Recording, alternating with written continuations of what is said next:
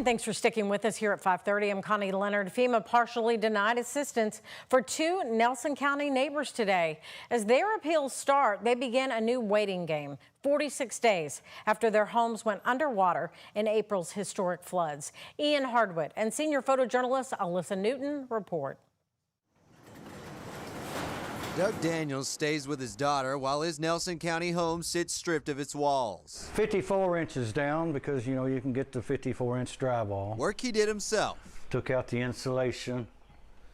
You can see the white on the studs. It's a sealant he put on in 2010, the last time his house flooded, before another came in April, caking the floors in mud.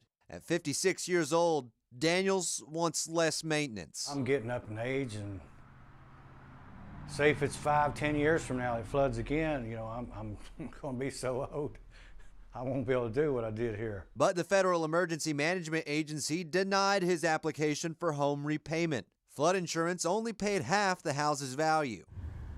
Tommy Hedden, Daniel's neighbor, brought a similar situation to FEMA's Disaster Recovery Center in Hardin County. But we didn't get any answers. 46 days after he was rescued from this home, utterly surrounded by water, and still questions. Are they going to give us money for the property we lost, personal items and all that, so we can try to rebuild, or are they going to buy us out and tell us, we can't rebuild there because we can't afford it anyway? We asked FEMA's Kentucky news desk if home buyouts were possible, but nobody responded to our email. However, the agency's website says it offers grants for resettlement, but that's something state and local governments must apply for. We're trying to learn about that, but they're saying that's 6 to 8 weeks away before they even start that process. So that's even more waiting. Without the help, it could mean Daniel's history repeats itself for the third time.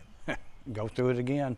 For Daniels, the difference between what his insurance offers and what FEMA has already denied is the difference between whether or not he has to stay in this home, which he says will most certainly flood again. In Nelson County, for WHAS 11 News, I'm Ian Hardwick, on your side. And again, we reached out to FEMA for comment. As of news time, they did not provide a response. However, Nelson County Emergency Management tells us that FEMA will have a disaster recovery center open in Boston tomorrow morning.